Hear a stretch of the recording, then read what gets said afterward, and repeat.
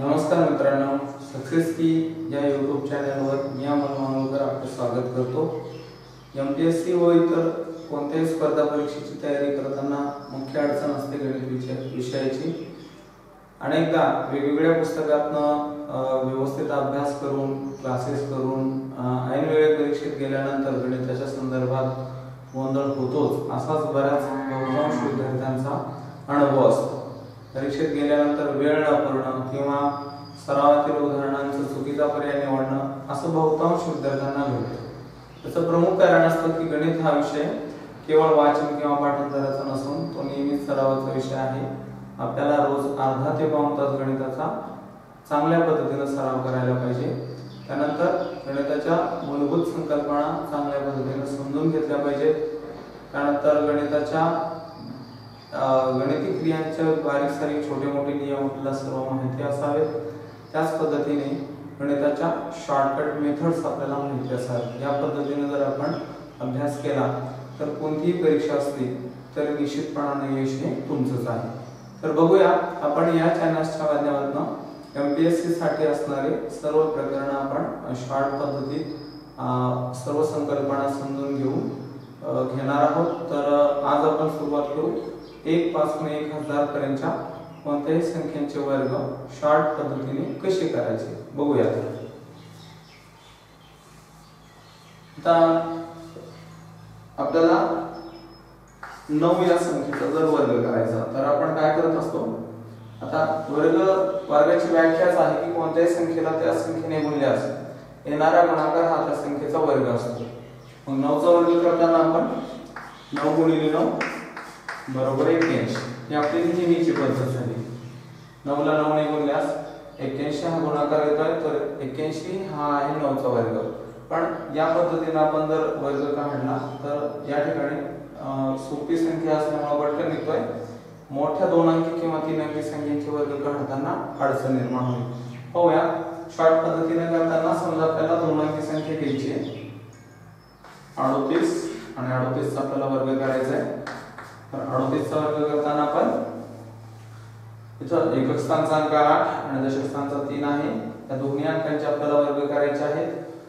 आता या ठिकाणी लक्षात घेण्यासारखी गोष्ट ही की आपल्याला 1 पासून 10 पर्यंत सर्व संख्यांचे वर्ग पाठ असावेत, माहिती असावी। तर 3 चा वर्ग आपण आधी घेऊया 9, त्यानंतर 8 या एकक स्थानच्या अंकांचा वर्ग 64, दोन्ही अंकांचा वर्ग आपण सलग घेतलाय 3 चा वर्ग 9 आणि 8 चा वर्ग 64। त्यानंतर या दोन अंकांचा गुणाकार 8 त्रिक 24 आणि त्याची दुप्पट करूया 48। पण आता आलेला गुणाकार 48 हा विशिष्ट पद्धतीने आपल्याला लिहायचा आहे, मांडायचा आहे खाली। 4 हा एकक स्थानचा अंक वगळून आपण 48 या ठिकाणी शतक आणि दशक स्थानच्या अंकांच्या खाली लिहायचे आणि मग बेरीज करायची।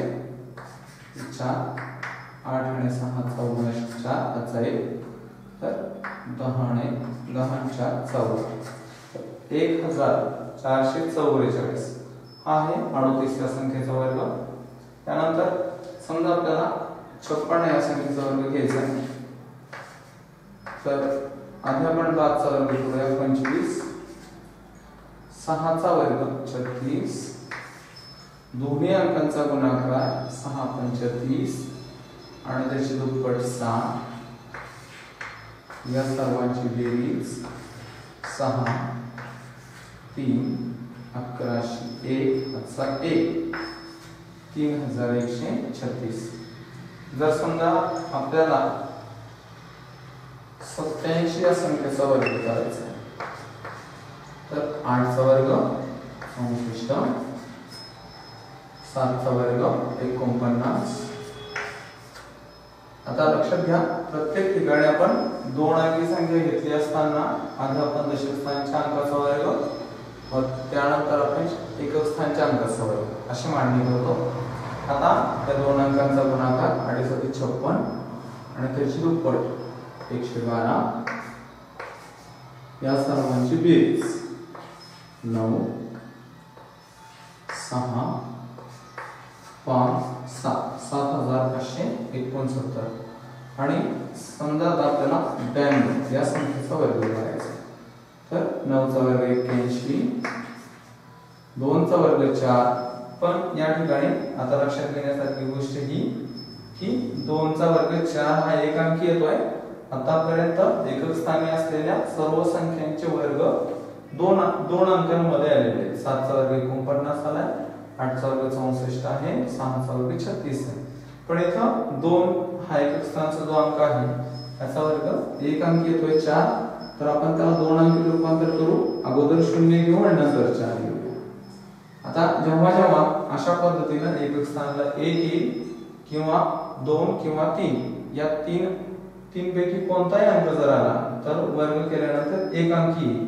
अशा वेळी आपण अगोदर 0 घेणार आहोत आणि नंतर वर्ग संख्या लिहिणार आहोत। आता यांचा गुणाकार 18 आणि त्याची दुप्पट 36 आणि या सर्वांची बेरीज 6 1 आणि 3 4 आणि हे 8464 हा आहे 92 चा वर्ग। तर या पद्धतीने आपण कोणत्याही दोन अंकी संख्यांचा वर्ग अतिशय सहज पद्धतीने करू शकतो। आता आपण बघूया 3 अंकी संख्यांचे वर्ग एवढ्या सोप्या पद्धतीत कसे करायचे।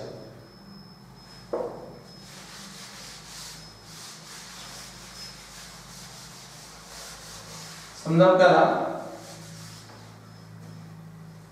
354 या संख्येचा वर्ग करायचा आणि या संख्येचा वर्ग करताना आता या ठिकाणी लक्षात घ्या, आपल्याला 3, 5 आणि 4 या तिन्ही अंकांचे म्हणजे एकक स्थानी आलेला अंक 4, दशक स्थानी आलेला 5 आणि शतक स्थानचा 3 या तिन्ही अंकांचे योग्य वेळी आपल्याला वर्ग घ्यायचे। त्यानंतर यापैकी 2 अंकांचा योग्य प्रसंगी गुणाकार करायचा आणि जेव्हा आपण 2 अंकांचा गुणाकार घेऊ त्यावेळेस त्याची दुप्पट पण घ्यायची हे लक्षात घ्या। आता 4 चा वर्ग आपण सुरुवात करू वर्ग करायला। 4 चा वर्ग 16 ही 2 अंकी संख्या असल्यामुळे एकक स्थान त्यातील एकक स्थानचा अंक आपण 6 घेतो आणि दशक स्थानचा अंक आपण हातचा म्हणून घेणार आहोत। वाटल्यास हातच्याला आपण इथं बाजूला लिहून ठेवूया। आता 4 चा वर्ग आपण 16 पैकी 6 घेतले, हातचा 1 आहे। त्यानंतर 4 आणि 5 या 2 अंकांचा गुणाकार, एकक आणि दशक स्थानच्या अंकांचा गुणाकार 4 पंचे 20 त्याची दुप्पट 40 आणि हातचा आलेला 41 चे परत 1 हातचे परत 4 लिहून ठेवले। त्यानंतर आता दशक स्थानचा अंक जो आहे 5 याचा वर्ग घेऊया 25, तो 4 खाली लिहा। त्यानंतर आता 3 आणि 4 एकक आणि शतक स्थानच्या अंकाचा गुणाकार 3 चौक 12 आणि त्याची दुप्पट 24 या सर्वांची आता बेरीज करूया। आता 4 आणि 4 8 आणि 5 13 3 हातचा 1 हे 53 ही 2 अंकी संख्या आहे। आपण यापैकी 3 अंक या ठिकाणी घेऊ, हातचे 5 राहतील आणि आता आपल्याला 5 आणि 3 या 2 अंकांचा गुणाकार 15 त्याची दुप्पट 30 आणि हातचे आलेले 5 35 परत 5 हातचे आपले 3 राहिले। त्यानंतर 3 चा वर्ग 9 आणि हातचे आलेले 3 12। तर या ठिकाणी 1,25,316 आहे 354 या संख्येचा वर्ग। अजून एखादं परत उदाहरण पहा। समजा आपल्याला 724 या संख्येचा वर्ग करायचा आहे, तर 4 चा वर्ग परत एकदा 1606 हातचा 1, त्यानंतर 4 आणि 2 यांचा गुणाकार 8 त्याची परत दुप्पट 16 हातचा आला 1 17 7 हातचा परत 1 हातचा 18 या ठिकाणी लिहून ठेवा, कारण आपल्याला मधल्या संख्येचा वर्ग करायचा आहे। 4 1 खाली लिहिला, त्यानंतर या 2 अंकांचा गुणाकार एकक आणि शतक स्थानच्या अंकांचा गुणाकार 7 28 आणि त्याची दुप्पट 56। आता या सर्वांची बेरीज करू आपण।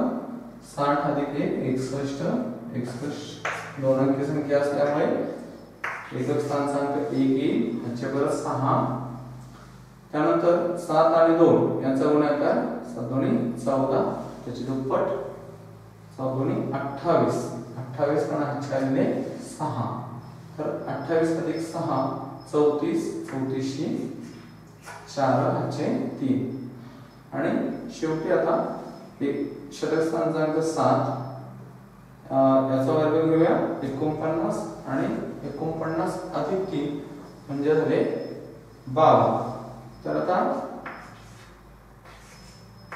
5,24,176 हा आहे 724 या संख्येचा वर्ग। या ठिकाणी कोणत्याही तीन अंकी संख्येचा वर्ग कशा पद्धतीने होतो परत एकदा समजून घेऊया। पहा 724 या संख्येचा वर्ग करताना सर्वात आधी आपण 4 चा वर्ग 16 घेतलाय 16 तर 16 पैकी 6 अंक आपण या ठिकाणी घेतलाय एक आपण हातचा घेतला एकक स्थानचा अंक लिहिलाय एक हातचा म्हणून घेणार आहोत।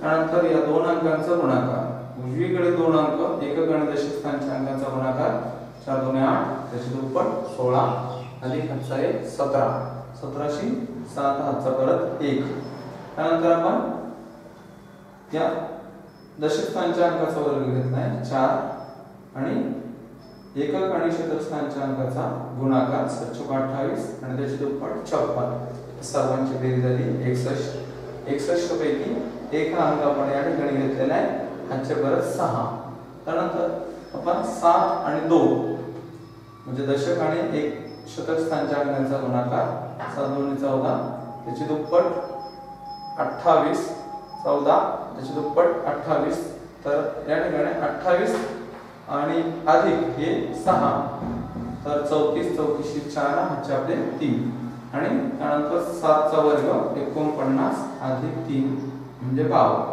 आणि इथं 52 तर या ठिकाणी 5,24,176 हा आहे 3 अंकी संख्येचा वर्ग। या पद्धतीने आपण कोणत्याही 3 अंकी संख्येचे वर्ग करू शकतो आणि परीक्षेमध्ये आपल्याला वेळ वाचवता येईल। तर आपण पुढच्या भागात कोणत्याही संख्यांचे वर्गमूळ अशा शॉर्ट पद्धतीने कसे पाहायचे बघूया। या भागात एवढेच, धन्यवाद।